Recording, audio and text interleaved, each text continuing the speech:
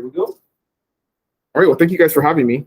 I love doing this stuff, and it's really good exercise to go through. You know, a lot of people hear from me all the time, right? When you get asked to like talk about a certain thing, you really got to think about it and think it through and come up with your list and your process. And it's really helpful exercise to go through for me to dial in the systems and really make sure that the stuff that we have designed makes sense. So now it's not working. There we go. All right. So just a couple of disclaimers before we get started, right? The first one is all the stuff I'm going to be real honest with you guys, right? Like there's no theories. I'm going to show you guys numbers. Like anything you guys want to ask, like, you know, just ask. Because nothing's off limits. Totally transparent, right? Like everything that we do, I mean, everyone on the team knows this, but like I don't have any secrets, right? And I'm going to talk about an abundance mindset in a little while. But if you have any questions, just stop me because I talk really fast. I can be harsh too. I might swear, like don't be offended. I don't mean to offend anybody. I might call you out, like don't get, you know, don't be shamed. Like it's just there's some self-awareness that's got to happen, I think, in this whole process. And so don't be offended by anything that I say or do, and participate. Okay. So if you have questions, you want to challenge me on something so it doesn't make sense. Like, you know, I love that stuff. It makes me think through stuff. So please do participate if you choose. And if I'm going too fast, slow me down because I can talk really fast. So, all right. So what does it take to make $1 million in a year selling real estate? This is simple. It's not a complicated answer, right? No, this is very not complicated answer. Like, don't overthink it. What does it take? Actually, how much real estate do you need to sell to make $1 million and $350 in GCI? So if you've never gone through this process, that's the first step you're failing on, right? Is if you don't know what it's going to take to make $1 million, you have to go through that process, right? So I'm going to tell you, at a 2.7 commission, you know, somewhere 2.5, somewhere 3%, right? You got to sell $37 million in real estate to make $1 million in a year in GCI. Okay, and that's just gross commission income after your broker splits and all that stuff. It may be lower, but that's a real quick and easy calculation, right? We got to have that baseline on what does it take to make $1 million before you can even start, right? You got to have a plan. You got to know what the target is, right? So what does that look like? How many homes do you need to sell? And this is going to vary, right? Based upon where you are in the island, what your average price point is. So I'm going to give you an example. If you're going to do 37 million in volume, you got at an 800,000 average sales price, which is kind of where we're at in Kona. Even if you're selling some condos and some homes and stuff like that. If you're on the east side or South Kona, it's going to be lower. But in general, you got to sell 46.5 homes a year in order to do $1 million in gross commission income. Okay, so easy, right? Because the formula, class is done. So I got to do. Yeah. So is that possible? That's a question, right? And selling 47 million a year is not super easy as a regular real estate agent doing like residential real estate. Selling 46 homes a year is not. I mean, there's not very many people that do that, right? So you got to figure out a way to scale. And so I'm just going to give you an example of results, right, of what we've done in a very short amount of time to show that it is very possible with the right systems in place. So for us, at 2021, we did 326 units and 135 million in volume, right? So you do the math, it's like $4 million in GCI, right? In 2022, we're already on track. We did 235 units this year and 97 million in volume. So we're on track to do 500 probably homes this year and potentially 200 million in volume, right? So it's definitely possible. It's just a matter of do you have the systems and processes in place to do it. And so sometimes teams fudge numbers, right? So you gotta be real honest and be transparent about numbers. This is like total production, right, on a team, but the team doesn't necessarily generate all of those leads, right? Team members bring their own business to the table and stuff like that. But in the first half of this year, 90 of those transactions were generated by a program that the team has put together to generate leads, right? So and that's probably not all because then we don't really track like the $8,000 land deals in South Kona and stuff like that, right? So it's probably 120 or something like that. But if you're selling like a tiny lot, there's not going to be a split on those, and the team's not going to take a piece of that. So, and what this has resulted in, which is mind blowing, I put this on social media, I think last week or the week before, right? Is we started in 2019. Like it was me, Misty, my brother, and like a couple other people that started this in 2019, right? So you can do this at a very short amount of time, right? It doesn't take a long time. It's literally been doubling every year, like doubles every single year. So, and that's what that resulted in our third full year for the number one team in the entire state of Hawaii for number of units sold and the number one mega team in the state for volume. There's smaller teams that do more volume because they're like selling in Kona Iki and they gotta sell 20 homes and do 500 million. You know what I mean? Like, so not really the same category. But just this is like results, right? So it's like no BS. Like this is like what the numbers look like and what it's been. And it's mind blowing, but it's all because of systems. Like none of this happened because of like, some of it is there's some luck involved, but it's not all about that. There's a lot of systems involved. So I'm going to talk about kind of five different systems I'll talk about today. All right. So mindset, your daily routine, your tech, your business, and your relationships. Right. So I'm gonna go through these kind of and talk about each one of these, because I think people think about systems as technology, right? And I think about systems like everything we do in life. Like everything is a system that we do in life. And if you're conscious of it and intentional about all of these areas in your life, it's all got to tie together and make sense, right? Because you can have really good business processes in place, but if your life is chaotic and crazy, like it's going to translate into your business, right? And vice versa. If your relationships are really bad and negative, it's going to translate into it. So I'm going to talk, these are kind of the broad strokes that we're going to talk about today. So the first one, maybe the biggest one to take away, I'm going to lead with this, right, is abundance versus scarcity mindset. The biggest flaw I see in the real estate business and what keeps people back from succeeding at an amazingly high level is they have a scarcity mindset, right? You see this all throughout the real estate industry. I'm not going to tell you what I do because you're my competition. And I don't want to see you succeed. I want you to get the listing instead of me. I've always hated that about the real estate business. I think that's like a terrible mindset. And so my mindset is, and it's not just business, right? It's everything in life. Like as much positivity and goodness as we can put onto the world, the universe rewards you 10 times. My mom raised us, brainwashed us to that when we were growing up, right? So to me, like I don't see any of you guys as competition, right? I see us all being able to succeed together. How many of you guys know how many properties sell on a Big Island every year? You should know this. The number of properties that sell on a Big Island every year. 7,000, right? So you guys should know that. I talked to you guys before, right? So who believes like there's a lot of competition in the real estate market? You're the only way. You guys are lying. You guys are lying. I don't believe there's a lot of competition in the real estate market, right? Because out of those 7,000 homes, like 10% of the realtors sell like 60% of those 7,000 properties, right? So 90% of people are not your competition, right? You just got to get to the top 10%. I mean, there's plenty of business out there that people are not going after for whatever reason, right? But to me, there is like choke business. I mean, more than we could ever, like I have a very small goal in mind. I want to own 10% of the business in the Big Island. That's it, 10%. That's 700 transactions a year. Not bad, right? That'll be okay, right? I think we'd all be all right with that. So to me, that abundance mindset has to be where it starts, right? If you give more than you expect to receive, like the universe just takes care of you. So that's a big thing to just take away from all this. And I'll probably touch back on this even in many cases, but we see that in this business, and it sucks when people have that mindset of like everybody's my competition. I don't want to share anything with anybody. And okay, so the second one is belief, right? You got to believe you can. I think most people just secretly tell themselves they're not good enough, they're not smart enough, they're not pretty enough. I don't know what the hell they tell themselves, but yeah, people have this limiting belief that they cannot do stuff, right? And again, I guess we were blessed as kids, like to have a mom that like brainwashed us every night before I went to bed. She told me you're the best. So I just grew up believing that. Like, and I hate it when I'm not. Like I hate it. Like I don't bowl because I suck at it. Like, and no matter what I do, I can get good at bowling. So I just don't do it because I just want to be the best at it, right? So, but one of my favorite sayings, I say this all the time, right? If you think you can or you think you can't, you're right, right? Doesn't matter. It's totally up to you. You're gonna be right either way. So you got to believe. Okay, third kind of mindset thing to do this, to scale and do this on a big level is you're not special. Hate to break it to you, your mom might have told you you're special, but you're not, right? Too many realtors have this mindset.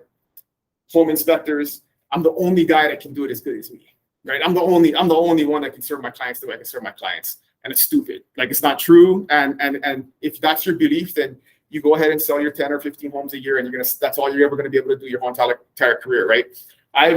As good as I think I am at stuff and as the best as I want to be, I've constantly met people that are better than me at it, right? And once I give them a chance and I maybe give them some training, right? And so if you can get past that, and then there are people that can do it just as good or better than you, then you can scale your business, right? Because it all doesn't rely upon you. And you got to focus in on what you're good at. And that's really what I've learned over the last couple of years is there's things that I'm good at that other people are not good at. I'm going to focus on putting all my time and energy into those things and let them do things that they're better at me at. And we're all going to succeed together. And continue to grow, right? So you're not special, and you're not the only one. All right, and last one, avoiding comfort. Doing the hard thing is hard, right? You gotta do stuff that's uncomfortable. If you want to have a comfort a cushy comfort job, like go get a job at the county or something, right? I mean, like this is not the place if you want to be comfortable, right? I mean, you gotta have difficult home inspection conversations all the time. You gotta deal with nasty deals that fall apart, other agents being mean to you, like all that kind of stuff. It's like you just got to get past that mindset of like comfort and avoiding discomfort, right? So you have to be willing to do what others are not willing to do, and especially you have to be willing to do what you don't want to do, right? And it's just a mindset thing. And if you go into every day like that, I try and always do the worst thing I got to do that day first, right? Because then the rest of the day is easy. So it's just a mindset thing. All right. Okay, so your daily routine. This is like so mindset is a system, right? Mindset is a system. Like, what is your mindset every day? What frame of mind are you in? What attitude do you have? Like, you really have to be mindful of that stuff. I try, to just, what I do avoid is negativity, right? Like, if you're a negative, shitty person, like, I'm just not, like, I don't want to deal with you. And I have to deal with those people. I don't also let them affect me, right? Like, I'm not going to let people bum me out during the day. So the mindset thing is super important. And then it kind of goes into your daily routine. Like, what are the actions that you take on a daily basis, right? And the first question is, do you have one? Like, do you have a daily routine? I mean, what's a daily routine? It's good. It's good. I mean, like, I'm a big believer that if you can do relatively the exact same thing every day, your life is more predictable. And I'll talk about, that in terms of outcomes and outputs, inputs and outputs. But one of my favorite books is Jocko Willick's book. Why can't I think of it right now? Extreme Ownership, right? And it's a book about leadership and how military leadership translates into business leadership. But one of the things he talks about in that book is discipline equals freedom, right? And that's a dichotomy that we sometimes think isn't true, right? If there's too much discipline in my life, I'm not going to be free, and I'm going to have, I'm not going to be happy and stuff. But I really believe the more discipline you have, the more freedom you have, right? So if you have, like, my perfect personal example is I eat pretty good and I exercise every day because I love to drink beer and like gorge on the weekends, right? So I have the discipline for 5 days to have no discipline, freedom on 2 days, right? And that really translates into everything in life, right? I mean, if you have the discipline, to me, I'm super laser focused on having a lot of this, been working really hard for like the next 5 to 10 years because I'm not going to work for the rest of my life. Like, I'm very sure about that. Like, I'm not going to be working when I'm 65. I've seen my parents do it till they're 70. Like, not going to happen, right? So discipline in small things leads to freedom in big things, right? So discipline equals freedom. If you have that mindset about the way you do business, the way you do life, I think it helps, right? If you have the discipline to take care of yourself when you're young, you're going to live a more free life when you're old and not have a bunch of health problems and issues and all that kind of stuff, right? So, I mean, another funny example is if you have the discipline not to fool around on your spouse, you have like the freedom not to get divorced and pay alimony for the rest of your life, right? So that's kind of, it totally affects everything. So, all right. So predictable inputs designed for predictable outcomes, right? This is a discipline thing, and it's a hard thing to wrap your head around. I think definitely in real estate is a lot of the stuff we do, like, you don't see immediate results, right? Like, we got to put a lot of time and effort in. I always say, like, you got to show the 9th home to get to the 10th, and then they buy the 10th one, right? If you don't get to 9 because you gave up on 7 because you didn't see any results from 1 through 7, you never get to 10 and you never make the sale. And that's like everything in this business. I mean, this is all about a numbers game, lead generation. I tell people you got to have 50 conversations a day. If you want to close one transaction a month, you have 50 conversations a day. If you have 100 a day or 100 a month, you're going to close 2, right? It's just the numbers game, but you got to continue to have conversations, to talk to people. And the contact sport, right? It's a contact sport. So you got to be putting the inputs in to get the outcomes that you want. And what kind of systems do you have to do that? What are you doing systematically to be inputting energy into something so you get results? I used, I'll talk about video later, but I use YouTube as a result, as an example.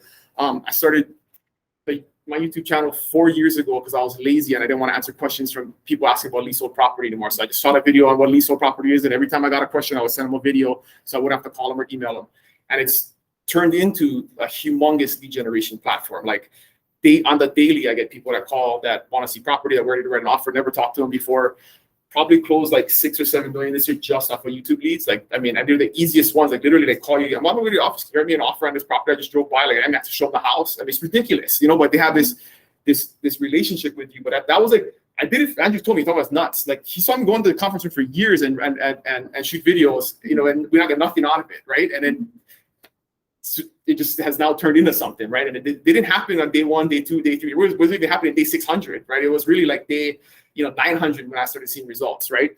But I stuck to it. Just kept putting the inputs in, and sooner or later the outputs start coming. All right? Aim for a boring life. Okay? This all goes back to this daily routine thing. If your life is like super spontaneous and chaotic, like you're probably failing in business, right? So I'm just a very predictable person. Like everybody knows what I'm doing at any given time throughout the week, right? You know what I can tell you what I'm doing between 5 a.m. and usually 9 p.m. at night on any given day during the week, because it's very predictable. I do the same stuff every day, whether it's set meeting times, whether it's exercise, whether it's time with my family, like whatever it is, like it's very predictable. And you could look at it as boring, but to me, it's also predictable, right? So I know exactly how much time I get to spend with my kids every week. I know exactly how much time I'm going to spend in meetings with new agents or the transaction coordinators or whatever the different activities I got to do are. So try and create that. Aim for boring, right? If you're like all over the place, running out wrong, the chicken without a head on, like guaranteed you're not having predictable inputs and you're not going to have predictable outcomes, right? So you got to aim for a boring life. All right. Heartbroken. It's like it's not that bad. It's not that bad. Okay, so tech. So this is like a little bit more nitty-gritty business stuff, right? And I could spend like literally 3 hours talking about tech systems, but the point here is there's no one right system. Like everybody always asks like, what's the best CRM? And like the stupid answer is the one that you use. Like everybody likes different stuff. Everybody likes different systems. To me, you just got to have them, right? Technology gives us so much leverage over what we can do in our time in life that I'm just going to tell you what we use and what I've come to like, and nothing is sacred. Like to me, if I can discover something better, like everything's in the chopping block at all times, or we're always trying to evolve and get better. So the first one is Sisu. It's a lead kind of tracking and transaction management system. What we use it for is it's almost like project management. So if I get a lead call right now, I can put the lead into Sisu, tell the team, one person starts working on contracts, one person works on the client website, one person starts scheduling the staging and the pictures. I mean, like, again, if you're not doing everything yourself, right, you gotta have a system in place to assign tasks and get the ball rolling. And so this does that, and then throughout the whole entire system, as we move through a process, taking a lead from getting inputted into the system to showing them homes, to getting them under contract, and then managing that whole process, and who's ordering the termite inspection, who's ordering the home inspection, who review the title with them, all of that stuff goes in there, and it's the only way you can manage multiple people working on a transaction is having a system to do it. So Sisu is a really good way. It does a ton of other stuff, like if you have really hardcore tracking on lead prospecting, you can put in how many calls you make a day, all that kind of stuff. So it's not cheap, but it's really robust. There's a lot of different things, and it even with our agent onboarding, we put agents that come into the team into it, and then we can track them through the system on how far they are along in the onboarding system. So we make sure that they've got all the things that they got to do. Because most people don't know what they don't know, right? They don't know what they got to do next, and it's hard to track a lot of people. So you just got to have a system to track everything. So it's like it's like almost like project management. All right, Skyslope. Most people are familiar with Skyslope. Some brokerages require it, but it's transaction management, right? So you put all of your finished documents inside of it. It has digital signatures. Pretty standard, but to me, if you're like managing transactions out of a manila folder, like it's rough, right? So you gotta have some type of transaction management software that helps you actually do the business of real estate and getting a transaction, a closing, and then storing all your documents. KVcore, CRM, website, lead gen, right? I mean, that's there's Follow Up Boss, there's Top Producer, there's 100 different real estate CRMs. I don't know which one is the best one. This is the one we use, so it's great. And you have to me, like, this is like key, right? There's so many people that don't have any lead management system, and it's like, what are you doing? Like, how are you supposed to generate leads at a high level and convert them if you don't have any system, right? So I don't really care what your system you choose, but you got to have one, and you got to actually use it. And with this system, we've gone like super deep, just crazy nosedive into making it as complex as, like, using it to its most complex abilities. So actually have a member of the team that's basically all she does, is she's like a specialist in this system. And so if you are a lead and you come in and we call you 3 times, we text you 3 times, and you don't respond, we just put you on a long-term buyer campaign. And for the next year, you're going to get a weekly email from me telling you about how to buy real estate in Hawaii, lava zones, termites, building permits, value added information, right? Not like your standard BS email that realtors send that has like, did you weatherproof your home? It's like, oh, we're in Hawaii. There's no like weatherproofing in Hawaii for winter, but like there's terrible. I see realtors send all terrible stuff that is like totally not branded to Hawaii and is totally irrelevant. Guarantee you end up in the unsubscribe box. So what that does is over time, and we get these all the time. This is a daily occurrence too, right? Begin your emails for 2 years. Thank you so much. I'm coming out Hawaii next month. Can you schedule time to see property? Absolutely, right? Most realtors gave up on that lead 2 years and 2 years and a week ago, right? They stopped calling that person or stopped touching that person. Did nothing to follow up with them. There was no system.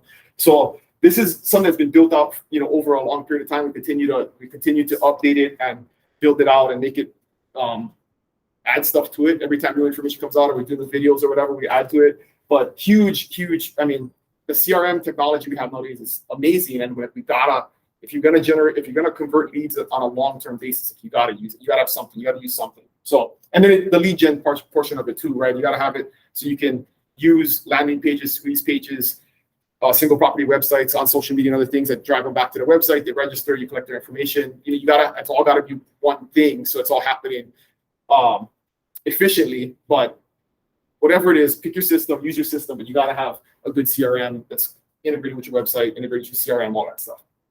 All right, Google Workspace. So on the back end of the business, it's all on Google. Like if Google went out of business, I'd be totally screwed because like everything that we do, all our file management, all of our resources are in Drive. We have file libraries, resource libraries, all of this stuff that we've built up over time. It's super collaborative because we have so many people that work on things, and people have different, multi-offer worksheets they've built. We add that. Brenda's got a great open house instruction checklist. So like, if you're gonna sit one of her open houses, you show up and it has the Wi-Fi password, the door code, special notes about the property, where the cesspool is located, like everything is on there. So you're not an idiot standing there when somebody comes into the open house and asks you questions. And you're like, oh, no, it's not my listing, right? So those are the kind of systems where you can empower other people, but also best market your property, right? If you're going to let other people sit your open houses, they better be able to sell it or at least know something about it, right? Or what the main features are, all that kind of stuff. So all of that stuff is in there. We use Calendar for all of our meeting invites. We use Google Meets for our team meetings. And then a new thing that we've incorporated, not actually new, but we're using it more for client-facing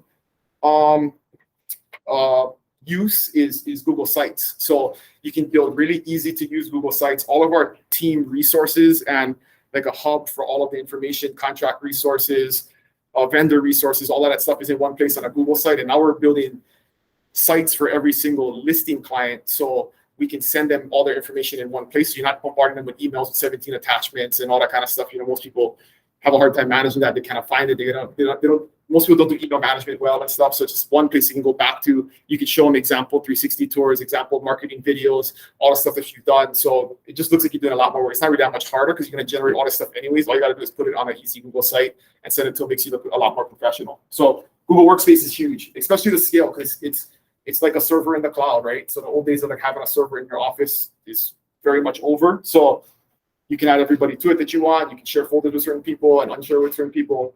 Huge. So everybody use Google Workspace. It used to be Google Suites or G Suite. They always keep changing it. Yeah. They just raised the price and then changed the name and they raised the price again. So. All right. And then social media. Social media is a tech system, right? To me, it's really for only two things. Like I really don't care if you know what I ate last night, but I'm gonna generate leads off social media, and I'm gonna generate a reputation on social media, right? That's probably the most important thing, because I mean the lead gen is kind of easy. You can boost posts and lead generate. You can learn how to do that.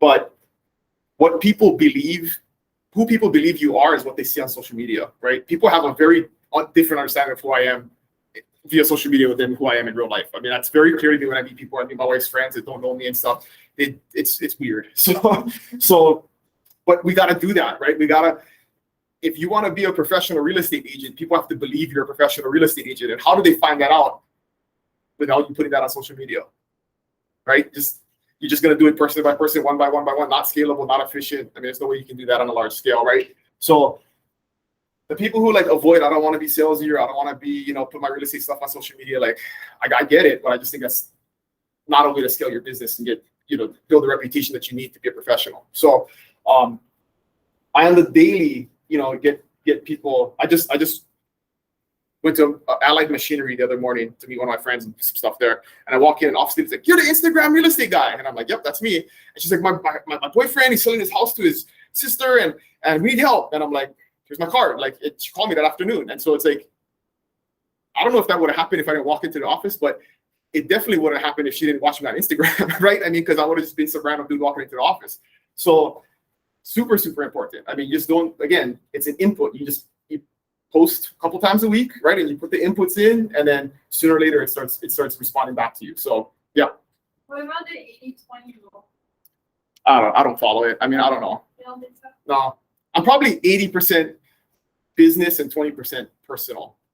Because I really don't care if you know about my personal life. I just need you to think that I'm the most badass realtor in Kona, right? Like I don't But care. you're not special. But I'm not special. But if you think I'm special, then you're gonna let me sell your house, and that's what matters, right? So yeah. So I don't know. I mean, and it's not just all about like my own personal real estate stuff. Like I try and highlight people. I try and celebrate wins. Like if you look at my personal Instagram page, it's not so much about me, right? It's more about other people. But then we have our team site, our team accounts, which are more, that collective of everything. So I don't know. I mean, I'm not a social media expert at all. I just put a lot of stuff out there, and whatever works, and whatever doesn't. So I'm not really the person you should get social media advice from.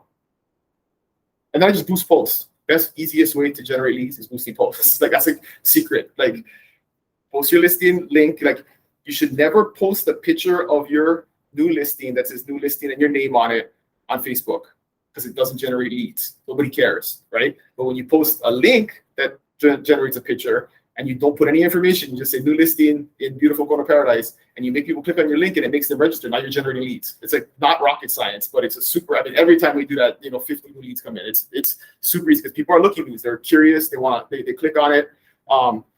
When people complain and they say, I don't want to look at, your site's making me put my information in. Like, well, if you don't want to put it in, then you clearly don't want me to talk to you. So that's okay. Don't look at my site. Like, I'm okay with that, right? I'm just gonna let the 50 people who do give me their information continue to do that, and we're gonna focus on doing business with them, right? So don't worry about stuff like that, but use it for lead gen, because that's the easiest way. I mean, it's like, for like $50 every listing, I mean, you can literally generate 50 leads. It's like less than $1 a lead on Facebook. And it's connected to Instagram now, so it's like really easy. You do one ad, it goes on both platforms. Super simple. All right, business systems. What are we doing on time? 46. All right, we're doing all right. Okay, vision board.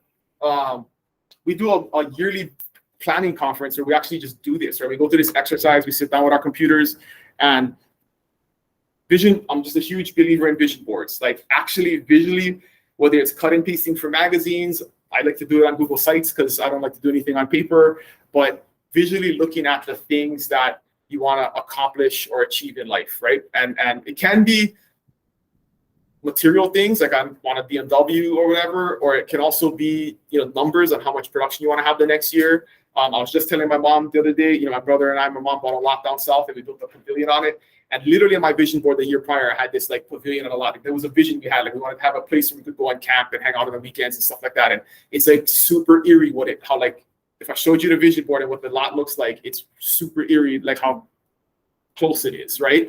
And so it can sound like hocus pocus. You can think it's BS and it doesn't work. I think it works. So you should do it, right? And you have to visually look at it all the time. It's magic. I don't know how it works, but it's magic. So do a vision board and look at it daily. You can Google vision boards and give you a bunch of different templates. So there's no formula for it. All right, a business plan. How many of you guys have a written down business plan? Not enough, right? I mean, so how do you know what you got to do in order to get the outcomes you want, right? I mean, it all comes down to you can mathematically figure out, if I want 25 closings, how many leads do you have to generate? How many phone calls do you have to make? How much money do you have to spend to generate those leads? I mean, it's all math. So if you don't have a plan to figure that out or know what you're going into, and then that's going to guide you throughout the year, right? Is if I'm in Q1, I haven't met my goal for Q1, where am I falling short? What haven't I done in order to do that? And I can almost guarantee if you're doing all the stuff that was on your plan, in most cases, it's going to work out. You may need some help with somebody who's experienced, who understands the numbers and the breakdowns and the ratios and all that kind of stuff, but you should definitely have a plan. There's tons of templates out there. There's tons of real estate coaches that will give you a free plan and stuff, but you got to have a plan, right? How much of what equals what? Like you have to know what that is every year. And that's a big tool, big system that I think people just get into real estate, and like, you're a business owner now, right? This is not like just a kind of a job, right? You own a business, you got to have a plan of what that is that you want to accomplish. All right, finances, same thing, right? Like with a business plan, a part of a business plan is your budget. It's scary to me when I have a conversation with agents that like haven't saved any money for taxes, or didn't know they got to pay taxes. I mean, like, just crazy stuff, right? Or the agent that is like so scarcity mindset that they don't want to spend any money on their business. And it's like, how do you expect your business to grow if you're not reinvesting in it, right? So again, rocket science, math formula, right? 30% for taxes, 30% for you, and 30% for building your business. Like that, if you take every check and you do that, your business will grow exponentially. But you have to be able to invest back, whether it's through advertising, through personal development, through giving a split on your commission to a partner that you can learn from and grow from. I mean, there's a million different ways to reinvest in your business, but if you're not doing that, you're just holding on to every single cent like it's the last one you're ever going to have, like, definitely there's going to be less of it going forward, right? So you got to measure an ROI and your time on money, your ROI on time and money, right? So what's ROI, right? So are you measuring how much money you spend on something like, there was a time we were spending, $6,000 a month generating Zillow leads, and people thought that was insane, right? But if I'm making $40,000 a month doing it, like, is it insane? I mean, you just gotta ask yourself, right? I mean, so if you just look at the expense versus the income, like, people hate on stuff, or they think you're wasting money, but you have to know what your ROI is for it to make sense. So I don't mind spending money on stuff that I'm going to get a return on investing on. So just think about that and be conscious and mindful of it. And then schedule and time blocking. I have a whole slideshow on scheduling, but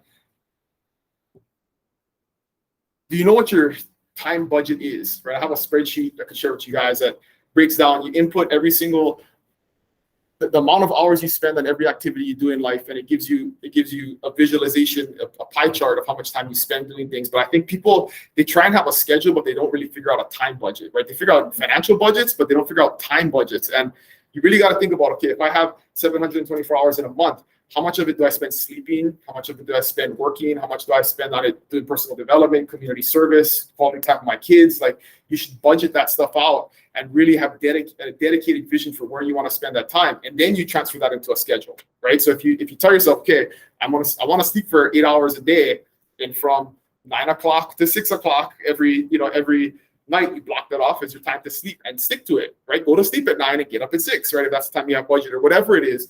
And just go through that exercise so you have a system in place that you can predict your inputs and your outcomes, right? So you'd be surprised at how much time you actually waste and how much extra time you actually have, because most people say they're like really busy, but then you go through this exercise with them and they have 50 hours of unaccounted time every month. It's like, what are you doing with that time?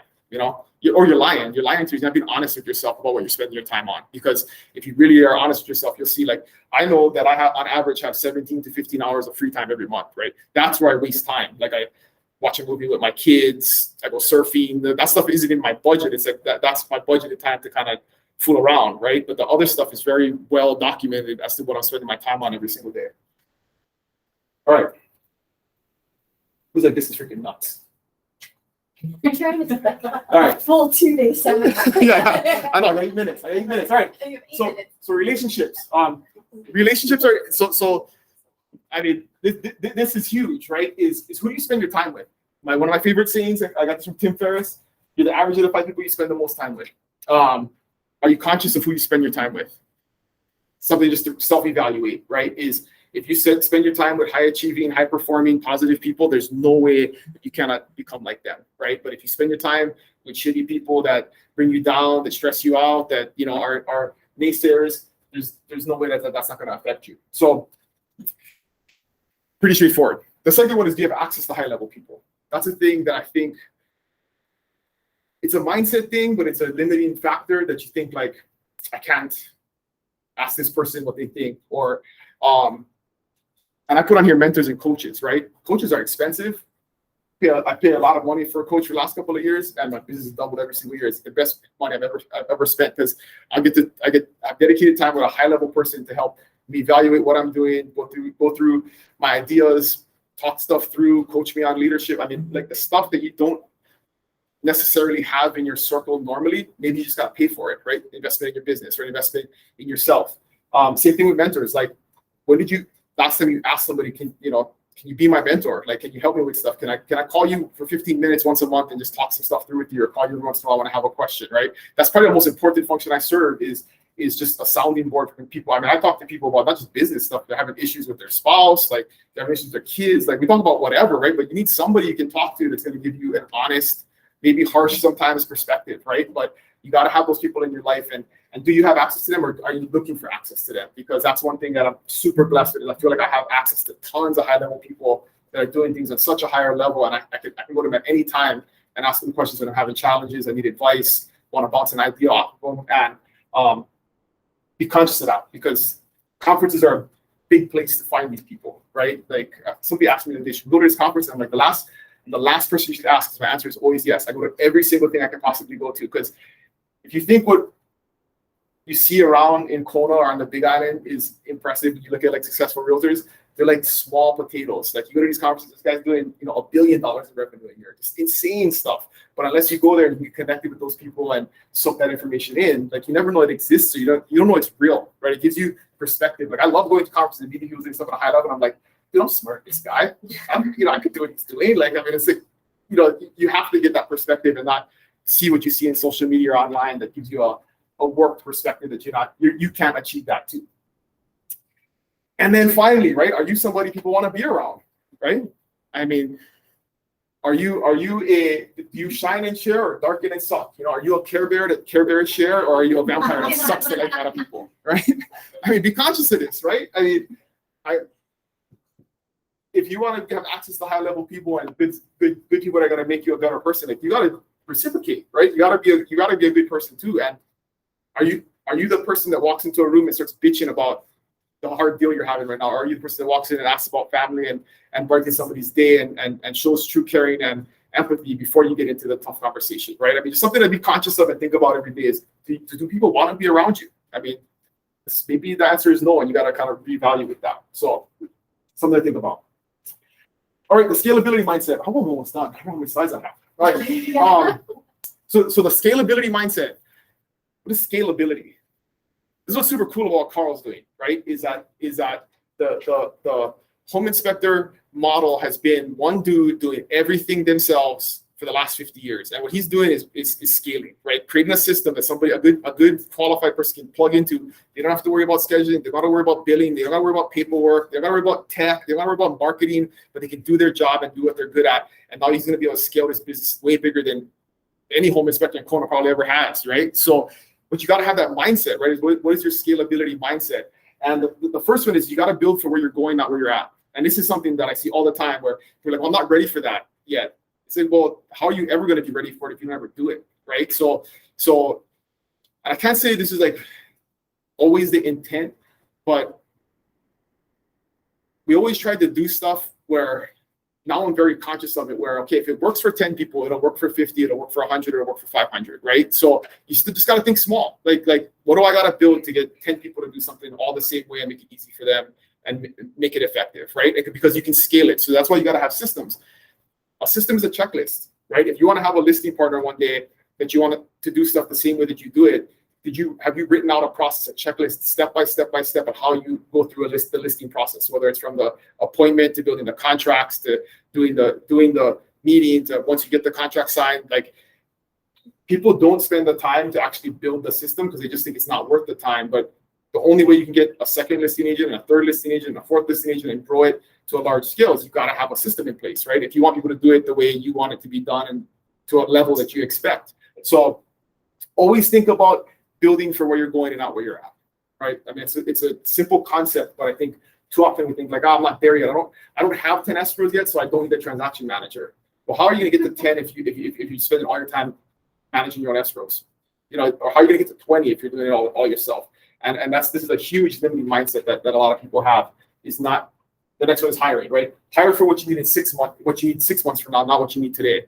And this can be difficult to wrap your head around because you may need to spend some money, it may be uncomfortable, you may have to train somebody, but again, you got to be building for the future, right? And you have to hire people before you need them, because if you wait till you need them, then it's even more chaos and it's even harder to onboard up and get them ready. So Think about what do you need 6 months from now, where you want your business to be 6 months from now, a year from now, 2 years from now, and then start building that profile, right? Who's that person? What skill set do they need? What's your specific avatar? Have an intention. I wish I could say I've done this better or like really planned it out, but I've really just built it, had intentions, and like literally the person walks in the door one day, like just because having the intention. Like I had, I don't know if you guys know Justice and Ivory on the east side of the island, but they just crush it. Justice got our highest level production award. I was literally sitting down in a room with Andrew. I think Misty might have been there, and I'm like, wow, we got all these leads on the east side. Like we got to get more agents on the east side. Like what do we do? And we're brainstorming on who to call and who to recruit. And literally my phone rings. It's Justice. Never talked to her before in my life. She's like, hey, I've been watching you guys. I'm interested in your company. And like, I mean, they're both, between the two of them, are probably do 100 deals this year between the two of them, like crazy, right? But it's like we had the intention, we're putting the energy out into the universe, we're generating the leads already before I had people over there, and boom, the person just calls, right? And it's happened multiple times in our journey the last couple of years. But it's all about intention and having a plan, having the system in place, and then magically it happens. It's like magic. All right, and duplicate yourself. This is the hardest, definitely my personal hardest thing is there. You are special, you are unique, right? But you have to be able to duplicate yourself. Brenda's favorite saying is, if I hit by a bus, what happens, right? And it's morbid, but it's true, right? Like a good operations should not need its leader, right? If you've built a really good operation, the leader should be able to disappear and the operation will continue. And this is a military concept that I learned, right? Is that everybody from the general down to the private needs to know what the mission is and what the end state is. What is our mission and what does the battlefield need to look like when the mission's over, right? And if everybody understands that everybody in between can get killed, there can be 10 privates left, but if they know what the battlefield has to look like and what the mission is, they can continue on with the mission, right? So it's as simple as that, but it's also, if you have a lot of processes and systems in place, you don't need the leader at the top telling you what to do all the time, right? You need this decentralized leadership. You need everybody to know what's going on, and you should be able to, like my goal in life is to just leave for a week and nobody call me and everything be okay, right? And we're not there yet, but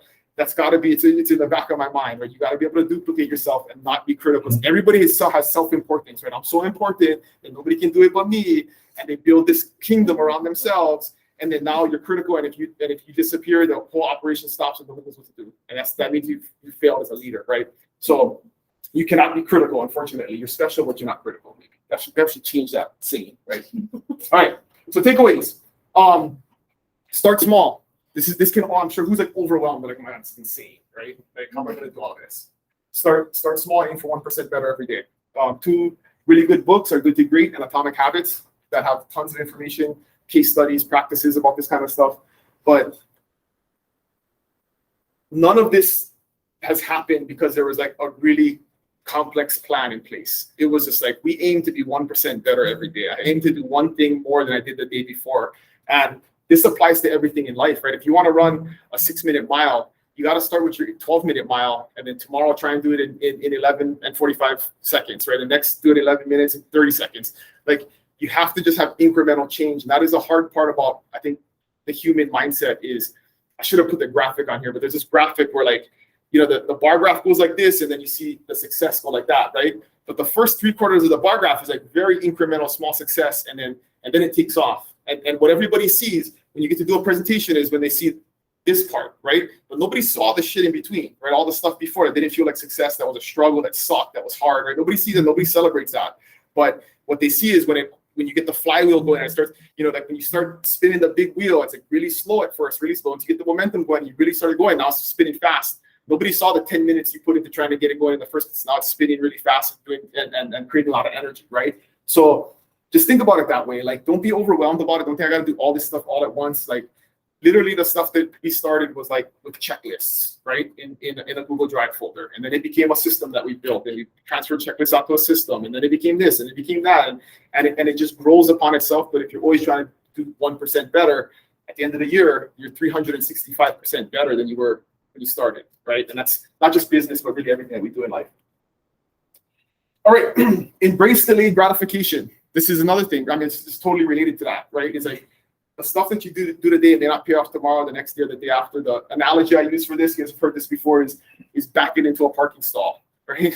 It seems silly, but that's practicing delayed gratification, right? You're doing the work up front, so when you're done grocery shopping, you can just pull out and leave, right? You don't have to worry about backing out of your parking stall. But that's a simple way to think about it. But that really is everything in life. Is all the stuff that we do has to kind of have this like immediate gratification mindset, right? We gotta practice delayed gratification, and then don't forget to celebrate it when it happens. That's the other things. Then we take it for granted. We put all this work in, and then we see the success, and we just take it for granted, and we don't celebrate how big that is, you know. And that's why one of the things that we do is we start every meeting with wins and gratitudes. Like I make people verbally talk about their wins, their accomplishments, and the things that they're grateful for, because you don't do it. Like you don't, as humans, we're cavemen, right? Like our brains are wired like cavemen. We only fear things. We're looking for lions. We're trying to find the next berry to eat. Like we don't look back on our wins and our gratitudes. And like if we're not in that frame of mind as often as possible, it's easy to overlook all the good stuff that happens and the stuff that all the work that we put in to get to where we are. All right, set a vision and make a plan. We already talked about this, right? But I love this saying. I don't know who's saying this is, but people don't fail because they dream too big. They fail because they dream too small, right? And actually accomplish the small dreams. So gotta have a big vision. You gotta make a plan on how to get there. It may not work out exactly the way you expected it, but you know, if you shoot for the moon and you miss, at least you're still in the universe somewhere, not on Earth, right? Like it's one of those things where I think we plan way too small sometimes, and people overestimate what they can do in a year and then way underestimate what they can do in 5 years, right? So don't be disappointed if that first year plan doesn't work out. If it's on its way to that 5-year plan, then you're okay. Just do year 2, do year 3. It blows my mind every day, like what the last 3 years has been. And again, it wasn't well designed, it wasn't well thought out, but we just have a big plan. Everybody believed we could do big things, and we just continue to try and continue to get 1% better every day. So you got to have that mindset. And there's no one way. I was talking about this earlier, right? But I've spent the last 5 years of my life trying to figure out what the formula was to do this. Like, somebody just give me the playbook. Can I buy the audiobook? Like, somebody tell me. And the one thing I've learned talking to many high level people is everybody does it a different way. Like, there's no one way to do it. You gotta, again, get access to them, get bits and pieces. Some stuff will work. Your culture will be different. Your dynamics will be different. Your people will be different. There's no one way to do it. And that's also true of a team, right? I'm always conscious of, and I use Andrew as an example, right? Is there's times in life that I wish he was more like me, right? And I'm like, like I wish you would do this like I do it or whatever. But then there's just as many times in life that I wish I could do it like he does it, right? Because he does it so much better than me, right? And so it's one of those things where I cannot expect everybody to be like me. Like, I gotta embrace the strengths that they have, the things that they do well, and just understand that the way I do it's not the only way to do it, right? And so that is something that holds teams back also, is where just the guidelines are too stringent, right? If you're not gonna do it like me or do it the way I believe you should do it, I'm not gonna let you do it. And another military philosophy is never mind the how, it's about the why, right? Why are we going to do this? And you figure out the how. I'm just going to tell you what we got to do. I don't really care how you do it as long as we get there, right? And that's got to be the mindset. And so when you look at this in your own personal business, like, don't worry about focusing on other people's stories. Like, make your own goals. You'll find your own way as long as you have a strong why. Don't worry about how everybody else is doing it, right? Don't read other people's books. Like, just figure out write your own story. So I think that's it. Oh, wait, are you ready? Yeah, I got one more slide. That's almost good conclusion. All right, so first one, are you ready to be a leader, right? This is the thing that most people don't want to do, right? They don't want to lead. They don't want to be in charge of people. They don't want to be responsible for other people. But you can't do it alone, right? There's an African proverb: if you want to go fast, go alone. If you want to go far, let's go together, right? And so again, just another mindset thing, right? Do you really want to? Leadership to me is service to other people, right? It's not. I just had this discussion with my son last night. He was thinking about running for class president, and I'm like, "Why do you want to do that?" He's like, "I want to tell people what to do." I'm like, "Bro, like that is, bro, you're my kid. Like, you should know better than this." Like, so, but it's hard, right? If you want to do big things and you can't build a house by yourself, I mean, you can't do anything big by yourself. And so just think about that. And at some point, the world is yearning for leadership, right? And if you have the skill set and you have the desire and you have the heart to do it, like, step out there and do it, because people need it. People definitely need it. Not everybody should or can be a leader, but if you can, you have a responsibility, because the people who are going to support you to help you get to where you want to go are going to find you if you're the right person for them, right? So you got to be ready for that. And be conscious. I'm a big believer in leaders aren't born, right? They're definitely made. Like, I mean, you can be born with a certain level of charisma and ability to speak and all that kind of stuff, but I see tons of leaders at a high level that are freaking boring, weird, awkward people, right? Because that stuff doesn't really matter. It's like their skill set. It's the way they deal with people. It's their heart. You know, that's the stuff that people see. And so you can learn that over time, right? You can read books and go to conferences. You can gain experiences from other people. There's nothing better than a shitty boss because you can learn how not to do things, right? There's no bigger blessing than having a bad leader because then you can identify never to do that thing. So don't take that for granted. Don't believe that's something you cannot eventually be or develop into. You'll never feel ready. I preach this all the time, right? Having never done something is not a reason not to do it, right? You in this business, you are never ready. Like I hate it when new agents tell me, "Oh, I'm not ready yet. I'm not sure yet. I don't know, you know, all this kind of stuff." And it's like you're never gonna be ready. Like I deal with shit every day that I've never seen before and I wasn't ready for. It just happens. Like, and so if you have a mindset of I'm not experienced enough, I'm not ready, I don't know enough, you're never gonna get started. So just leave that alone. Go out there and do it. The business will educate you, right? And at every single level, from the beginning to the end, every single day I learn stuff. And I'm like, man, I wish I would have done that better. I'm going to change this thing because we're just constantly learning and developing and growing. And we're never totally ready for where we are. He wasn't ready to windle. All right. And the last, be okay with being uncomfortable, right? We talked about this already, but there's no growth in comfort, right? There's no growth in any way, shape, or form. You can't learn how to play the piano better, or you can't get physically stronger if you don't put in the work. And I mean, everything that we do, there's no growth in comfort. So don't torture yourself, but you know, if your reason is that's going to make me uncomfortable not to do it, then it's probably the thing you should do. So that's it. All right, good. I'm like, oh, I'm 10 minutes over, man. That was long. All right. Any questions? Sorry, I know that was a lot. Nobody participated. But... Good? Everybody's like, the same? All right, cool.